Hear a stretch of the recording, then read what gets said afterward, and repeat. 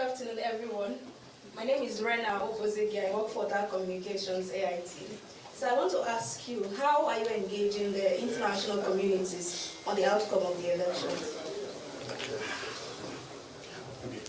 Thank you very much. Now the real AIT, not former AIT. Quite frankly, I'm not unless on invitation, I'm not engaging any international community or international body, because I feel this is the Nigerian problem. And this is time we have to start solving our problem. Elections have been conducted in all parts of Africa. And nobody have ever seen something near what we're going through here. So I'm not consulting anybody. Okay. Good day, sir. My name is Niyo Moni. I represent and correspondent for News Central. I know you've recorded a lot of success rates when you go to court. I'm not trying to be an antagonist, but if you eventually go to court and it remains the same, that the mandate is given to your opponent, what will you do? Secondly, we've seen a lot of visuals online about youth destroying their PVCs. What word do you have to these youth who you somewhat represent their demographic? Well, I'm still going to go around appealing to the youth. This is a long distance journey.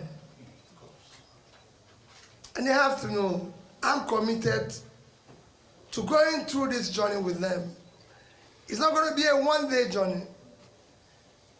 No matter how long the night is, they will be there. Yes. And I want to show them that I will be there. We have to go through darkness. I'm going to go through this darkness with them. Because I know we're not going to ask these people to leave easily. That's why they're there. That's why they have structure. That structure of criminality can't go away overnight. Yes. That structure of destruction can't go overnight. Structure that have created 133 million people living in multidimensional poverty can't go out overnight. Structure that have created 95 million people living under absolute poverty can't go out overnight. Structure that have created over 20 million out of school children can't go out overnight. All we need to show is commitment, resilience, like use all the resources we can, all our energy, everything. All I assure them that I'm not going away. I'll be at the forefront. We will walk through this darkness until day break.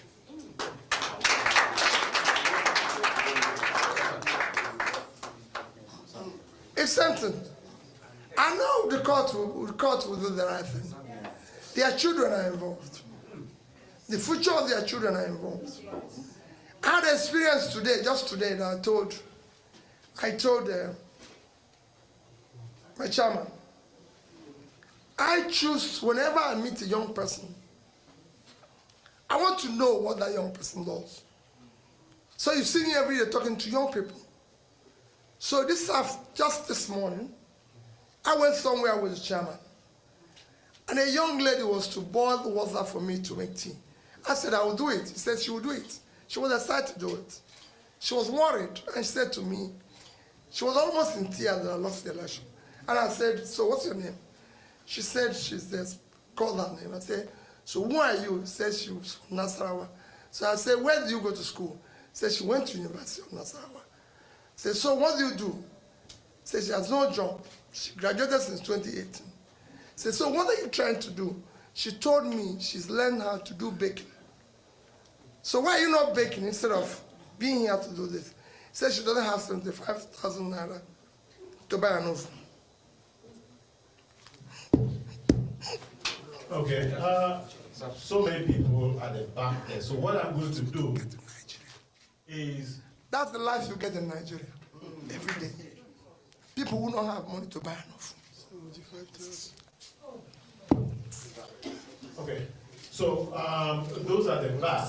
I'll recognize two people from the back so that you can, because of the time it takes you to move. You've been coming, let me call someone here while you're coming. Good morning, Your Excellency. My name is Dixon Irego. I anchor Nigeria right now.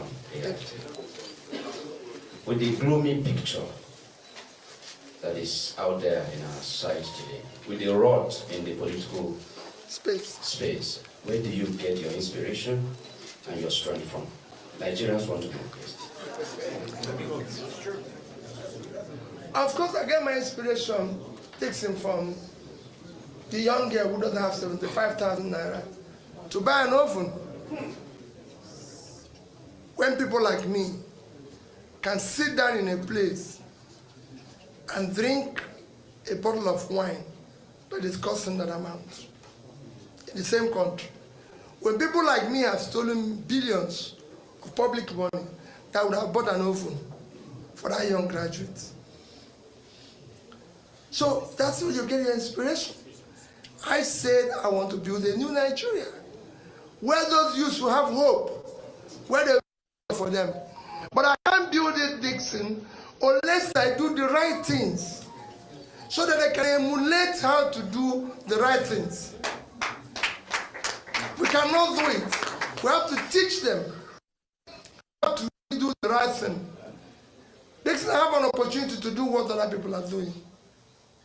And you've seen it from my corporate world, where I chaired corporations, including Security and Exchange Commission, to my being governor of a state. I had the opportunity to do what other people are doing, but I didn't do it.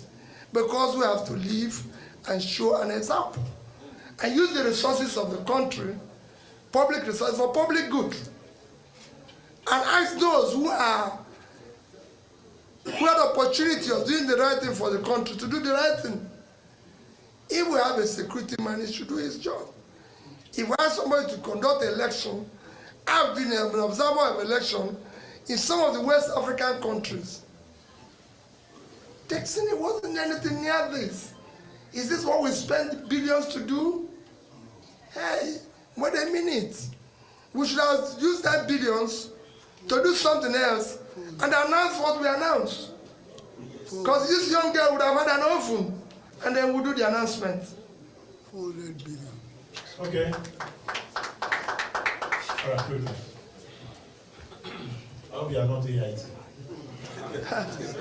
Kobola is my name. I work with TV3 in Ghana.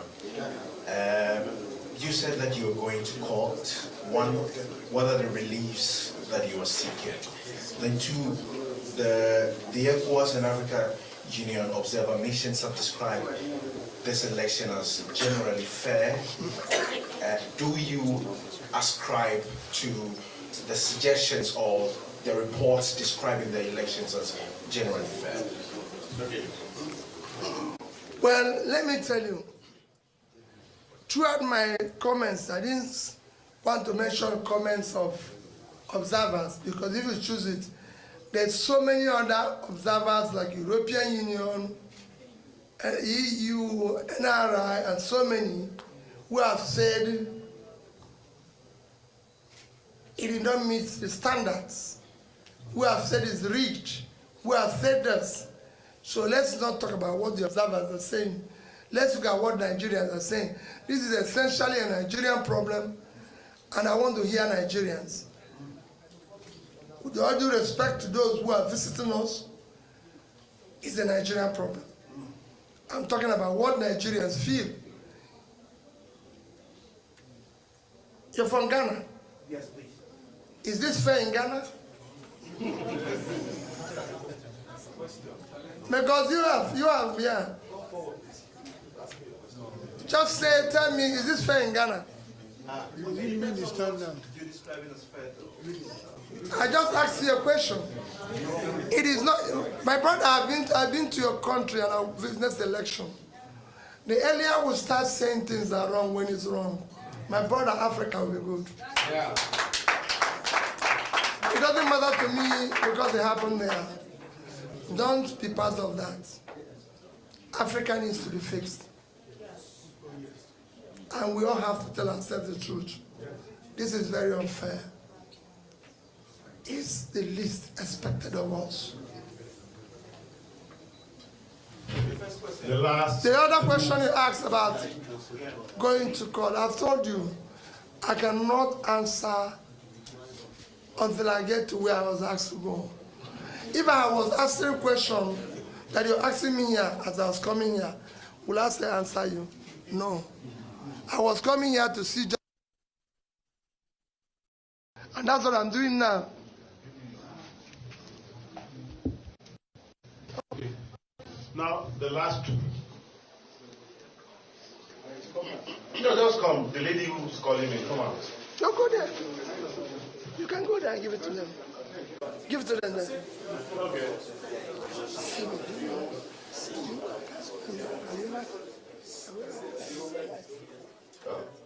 Your Excellency, good afternoon. I've never done such. I didn't know what. Good afternoon, sir.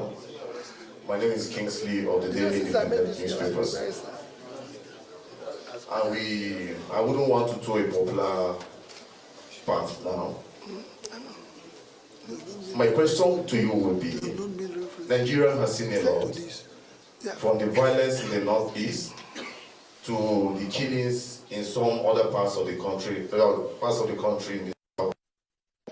If, for the sake of peace, the person and the party that was declared to be the winner approaches you for a unity government, for the sake of peace, don't you think also should be shielded and withdraw the path of peace?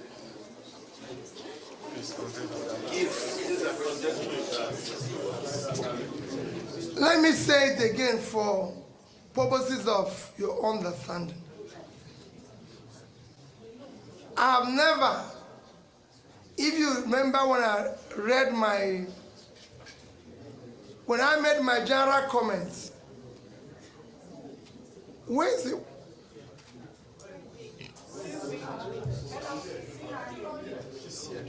Please come, I want to be looking at you.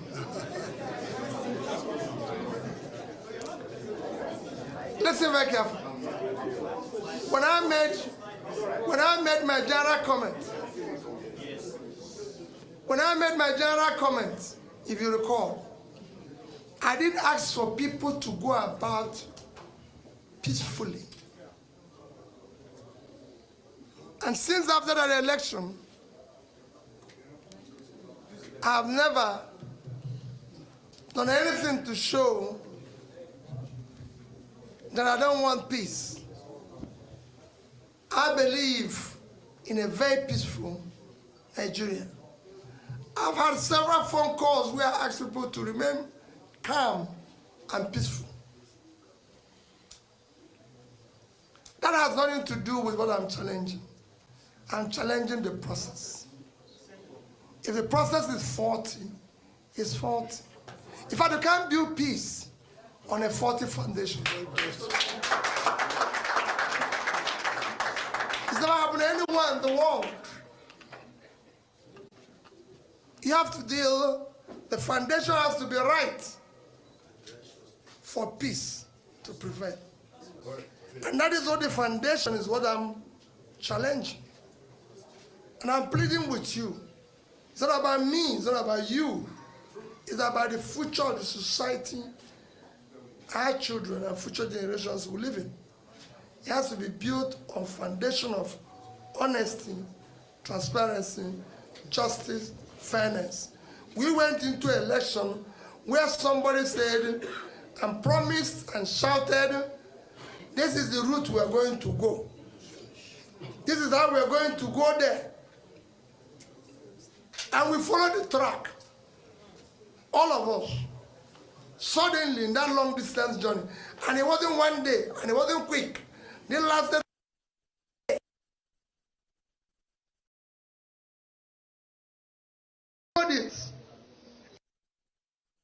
As we get to the end, somebody jumped from north and claimed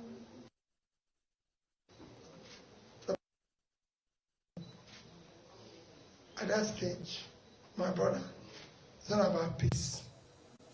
there's a process of being anything you want to be.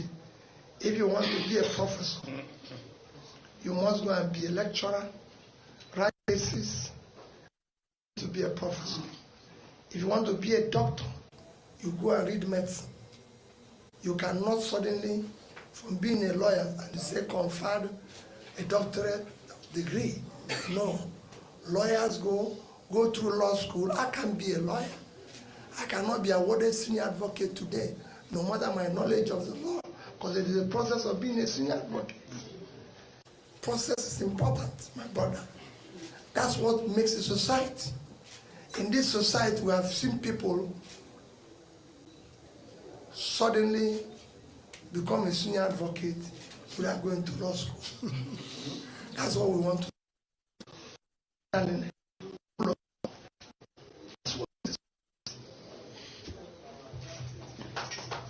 Thank you very much, Your Excellency. I think in the interest of time, you have a whole lot of things to do. There was one lady. Yes. I asked her to come because I know... The Labour Party presidential candidate addressing the press at the Federal Capital Territory, Abuja, regarding his next steps based on the outcome of the presidential elections. He apologized for the loss of lives during these elections and for those that have also been harmed in the process, observed a moment's silence, and also took the time to correct the impression that he's spoken or released any statement or any message since after February 25th. This is the first time that he's addressing the press or making any public statements directly or indirectly since February 25th. He said he's also grateful to God and Nigerians who participated in the elections, especially for their resilience, and it's also proof that a new Nigeria is possible. He made it very clear that the election did not meet, that's according to him, did not meet the minimum standard expected of a free, fair, and credible election, and instead it will go down as one of the most controversial elections in Nigeria's history. Vimbai, do you want to take it up from there, or do I go? I mean, so much to take out of this. I've got some quotable quotes. We won the election and we will prove it. Huge. Be assured.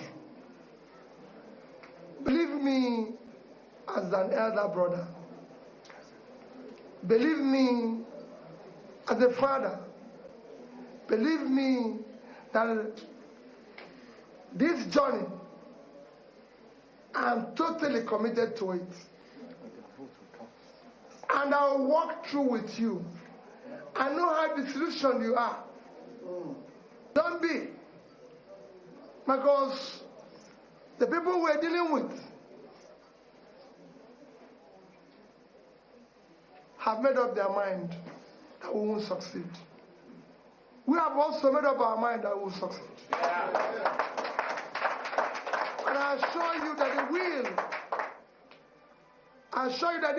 our will,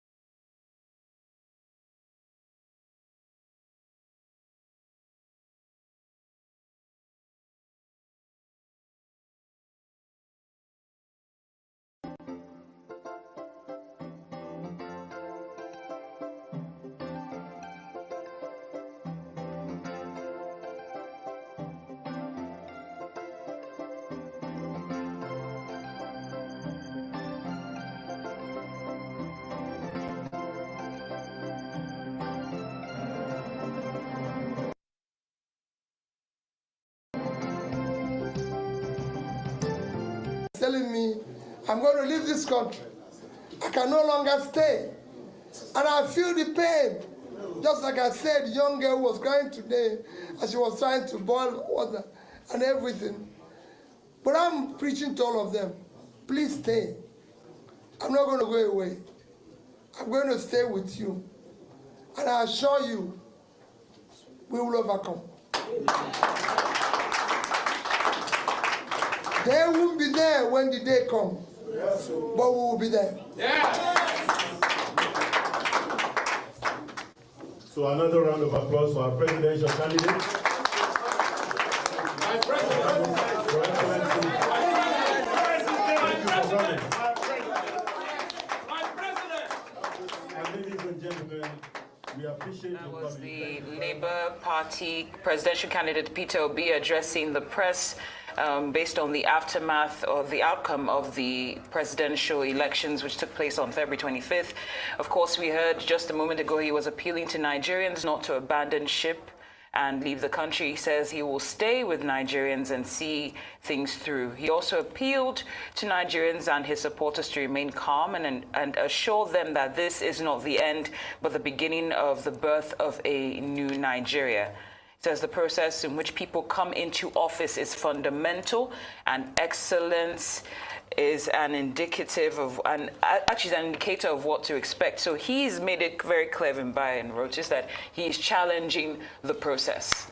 Yep, that's right. If you must be referred to as Your Excellency, the process which you arrive in office must be excellent. And I quote that from Peter Obi. We're going to actually bring in our correspondent who is there live. He actually got a chance to ask Peter Obi a question. Omar Bazoye joining us now live. Omar, so what's the, I mean, we've all seen it live. You got to ask the presidential candidate of the Labour Party a question, and he gave you an answer. So I guess the mood seems to be, what is it, optimistic as the press conference concludes?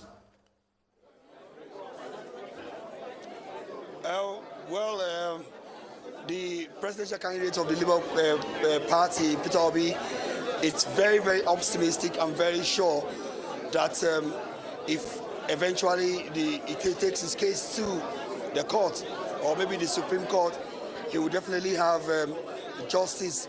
He has said it clearly that the party is determined to ensure that they take this particular issue to the court, and that they have all the evidence, even though he will not speak too much about what he's going to be telling the court. But he knows definitely, he's very sure and optimistic that by the time the matter gets to the court, that the Labour Party and that his mandate that he said was robbed and stolen from him will be restored. Thank you, Omar. And, you know, after the conference that took place not too long ago between the vice presidential candidates of PDP and the Labour Party, I think it prompted that question about if he'll be considering a collaboration. And he made it clear that there's not any alliance, and what's happening is that he's in discussions about a partnership with Nigerians who are in line with what they stand for. Were you taken aback by that, or what was the response in the room when he, you know, hinted that that wouldn't be happening? Well, Peter Obi was asked that question if he was thinking of going into any form of alliance as he heads to the court. And obviously he said that is not going to happen. He's not thinking in that direction. But he's putting all his hope and inspirations, drawing his inspirations from what he described as the pain of the Nigerian people. He expressed so much gratitude to the people of Nigeria, whom he said turned out en masse to vote for him. He was particularly grateful to the Nigerian youths, the obedience, and for coming out, and they, according to him, his backbone, and he wants to assure them that as long as he is, and I mean as long as the case is going, that he will definitely, you know, ensure that there is victory for every one of them. Omar Bazoye, live from Abuja. Thank you so much for keeping us abreast with things as they happen at the Peter Obi press conference. Now the conversation continues as we now connect with the founding member, Arewa Consultative Forum, Tanko Yakasai. And he also joins us from Abuja. It's glad to have you, sir. Very warm welcome to the program. Now I'd love to get straight into it. Your immediate reactions to this address by Peter Obi. Well, unfortunately, I didn't hear him because you didn't tune me in to hear him. But I welcome Peter Obi to this new life. He has been a banker, now he's a politician. He's contesting election for the first time. Anybody who is starting something for the first time is in learning process. I would please plead with him to be patient enough, because you don't learn politics in the school. You learn it through practice. I'm sure he will be a good politician. He will learn and he will be successful if only he can endure. And so we have this quote up from the press conference where he said, if you must be referred to as Your Excellency, then the process which you arrived in office must be excellent. Well, what has been your take on the electoral process so far, Mr. Yankasai? Well, you know, in this kind of situation, you see things from the perspective of people speaking. If somebody is not happy with the outcome of the election, you cannot expect him to praise the process. But is another matter if you're asking another person who is really interested in what is going on. I'm not surprised. And like I said before, as a newcomer into this system of government, life is a starter, so it's a matter of allowing him time to be at home with the process. But there's nothing anybody can do. It's a matter of trial and error until you can succeed. You can be familiar with the terrain. Thank you, Mr. Yakasai. Now, he also made an appeal when a question was posed to him regarding youths that had basically given up and were destroying their PVCs because they've reportedly lost faith in the process. And he said that this is a long journey, and he made it very clear that he will embark on this journey with them and that they should not lose hope and jump ship, basically. But seeing that the March 11th election is also pretty close, do you think that this was a timely statement that will be adhered to by the youth? Well, it depends on the attitude of his supporters. I think the supporters will definitely tend to follow his footsteps. But we are talking of Nigerians. A total of about 20 million people voted, and each individual who voted has his own thinking, has his own mantra, has his own mind. So this is a democracy. They say the majority will have their way and the minority will have their say. Let us continue to practice the system, and this is the most important thing.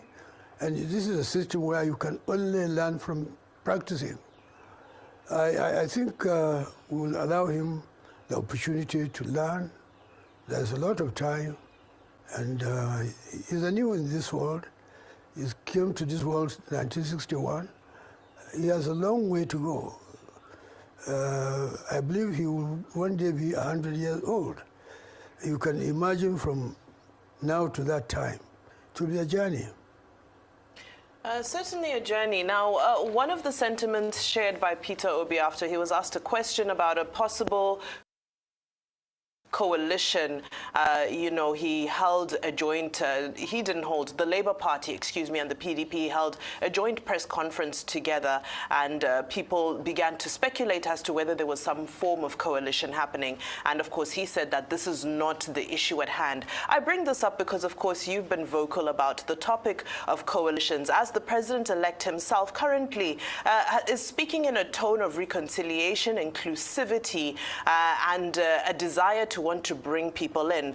However, your comments with regards to that are that you feel that a coalition is anti-democracy, as democracy should be competitive. Now, I'd just like to ask you why you feel this way, because if we look at history around the world, coalitions have brought about stability and peace in several countries, not just in Africa, but also in Europe. South Africa, for example, Nelson Mandela began his tenure after apartheid with a coalition government. Why are you so vehemently against a government in which the president-elect brings in other people from the political fold that may not belong to his ruling party?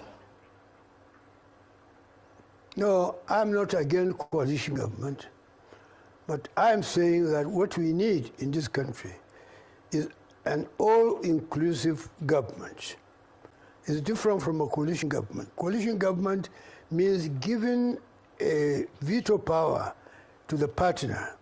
You see, I don't know if you know me very well. I was a liaison officer during the Second Republic for President Shehu Shagari. We had a coalition between the NPN and NPP. At a stage, the NPP wanted to scuttle the coalition and nearly caused a crisis in the country. That led to the split in the party. This is why Omeze Ezeake, the former speaker, left the APP and retained his position as speaker. That's why the running mate of Dr. Nnamdi Azikiwe, Professor Ishaya Audu, left APP and stayed as neutral because he was not prepared to wreck the ship. So this is the situation. I'm not against a coalition government, but I am saying that a coalition government will give a partner a kind of veto power. And when it doesn't suit his mantra, if you are not careful, you can wreck the ship. I don't want any crisis in Nigerian politics anymore. What we want is to develop democracy. What prevented us from developing democracy in this country is this kind of attitude. If you compare Nigeria to our sister nations like Indonesia, Malaysia, and the rest of them, they have gone far ahead of us. This is because they enjoy stability in their system. We are not enjoying that kind of stability. So I want us to build stability in this country, because without stability we cannot develop. We cannot address our problems. The military coup in 1966 plunged this country into this trouble. And we are still in that problem, but we are trying to get out of it. I think instead of a coalition government, let us have an all-inclusive government, and I appeal to the President to have an all-inclusive government. I am not in a position to dictate to the President what he should be doing, how his government should look like, but my advice as an individual to him as a Nigerian is that instead of a coalition government, let him have an all-inclusive government. And sir, thank you so much, I guess, for history and your involvement in Shagari's administration, which, interestingly enough, Shagari had the lowest vote total for a popular vote total. I think it was 5.68 million votes, and Bola Ahmed Tinubu, with his 8.7 million, has the second lowest since that time in 1979. So the coalition government you're talking, or rather the all-inclusive government, excuse me, while you're saying you don't want to dictate that to the president-elect, is he being, well, rather, will he be pushed towards that because of his vote total? When you look at the amount of votes he got, similar to what Shagari did, who also had a low vote total as well, which is somehow reflective of the mood of the nation. But if you remember, I don't know if you are around, Shagari government was not called a coalition government. I say what I don't like is a coalition government. A coalition government is a crisis in the making. But it's up to the president. I'm not the president. I'm not here to dictate to him. But I'm expressing my opinion as an individual, as a Nigerian. But You have your mind, I don't have mine. I have mine. I don't share your views about the coalition, but I feel that he should have an all-inclusive government that will give all Nigerians sense of belonging in that government. Thank you, Mr. Yakasai. Now, during that press conference, Peter Obi made mention, emphatically actually, that he said unless an invitation is extended to him, he will not be engaging any international body or organization regarding the outcome of this elections, basically challenging the process. He says that this is a Nigerian problem. Just wondering what you make of that, if you support that stance he's taking. It's a very important statement he made. An invitation means from the president, not from anybody else. It's up to the president to make up his mind whether he'll invite him for something. I have no position to take in this regard, but it's a welcome development that is prepared to relate with his co-partners in order to take our country forward. That is a very good sign, in my opinion. All right. Peter Obi referred to this election as an existential election. In light of that, do you feel that if the status quo prevails, which is that the president-elect goes unchallenged, all the challenges in court, he's able to win and sail through to be inaugurated as the next president of this nation, given the process that he arrived at that, is this in the interests of democracy? Is this in the interests of the development and advancement of electoral reform in Nigeria, given the inconsistencies and some of the lapses that we witnessed from INEC throughout the process? Well, I don't expect any human being to be perfect. That is something that you should take home. Only God is perfect. Human being is not perfect. We are subject to adjustment from here and there. What we need to do is to check our position. An election has taken place. We have people who got vote from different parts of the country or from all over the country.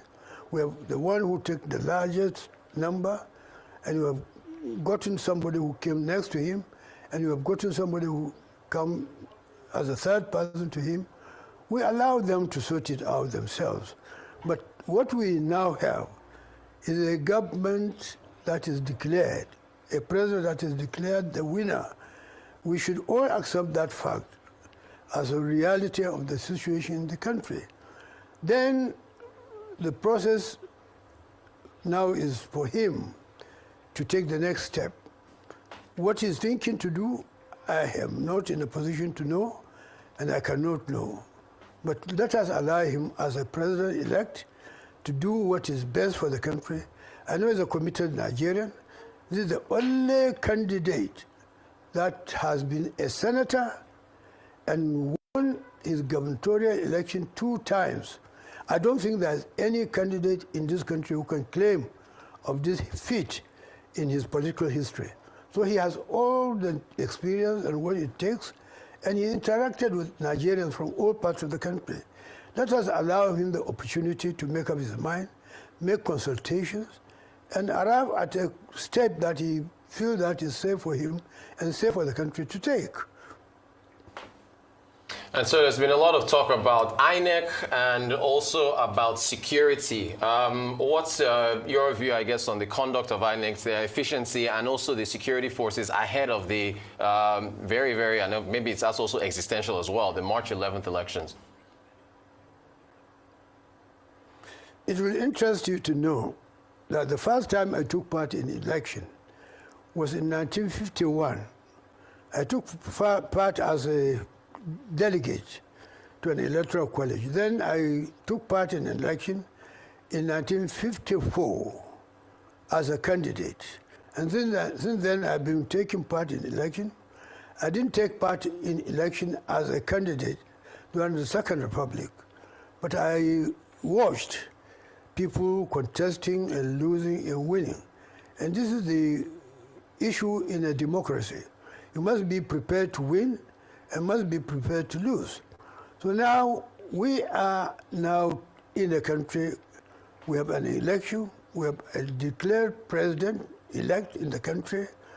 We should look forward into building a government that will rule this country and face the challenges of development and unity of the country.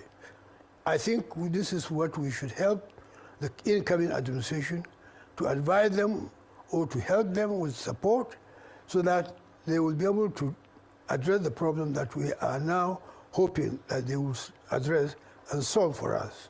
Thank you, Mr. Yakasai. Now, still on INEC and the feedback that we've been receiving, we understand that a coalition of civil society organizations, they're demanding an audit report of the presidential NAS elections, and they are also stating that they have no confidence that INEC can manage the elections that are scheduled to hold on March 11th. Just wondering what your take might be as regards demanding an audit report. Well, the entitlement of the person asking for the audit report to get it. But in an election, the way forward is for anybody who is aggrieved to go to court. This is the only avenue that we have for adjusting an outcome of an election, right or wrong. It is for the court to decide whether the election is correctly conducted and the winner has emerged through due process or not. So I don't know of the audit report. You know, Peter Obi is a banker. They do their life through audit report. I don't run my life through audit report. Well, I'm not a rich man. I'm not a businessman. I'm a politician. We don't have any audit report as politicians.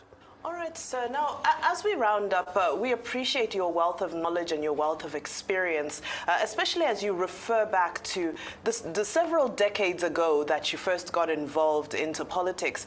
Now, my question to you is, do you find it in the spirit of democracy that people who are your age today, the age that you were during the Shagari era, they're the youth of today, but they're still not contesting in these elections? We're still not seeing their visibility. Is that in the interest of democracy? Well, in a democracy, particularly our own system of democracy, that people participate in election through their will. They go and register. When the time for casting their vote comes, it is not necessary that whoever is registered for an election to go and cast his vote. Only those who wish to cast their vote will go and cast their vote in an election. Those who cast their vote are the electorate, and their decision is abiding on everybody who contests the election, who is watching the election.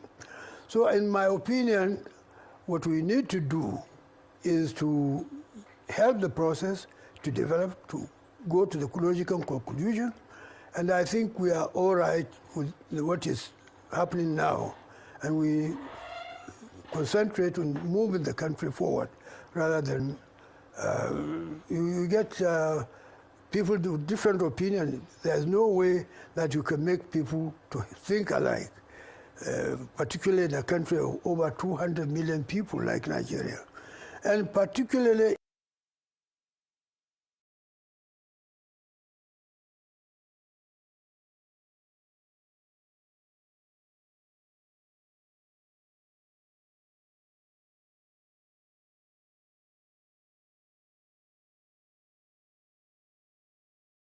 in a situation where we have a truncated democracy. We are just building it. You can remember how many times the military intervened to truncate our process of democracy. Those who have been at the same level with us, Indonesia, Malaysia, the rest of them, are now in a perfect condition, better than ourselves. Let us all allow democracy to thrive in Nigeria, and we develop it, we learn and make a mistake and correct it, so that eventually we'll be able to perfect the system as we wish it to be. Mr. Tanko Yakasai, founding member, Aurora Consultative Forum, thank you so much for taking the time to talk to us today. We really appreciate your insights.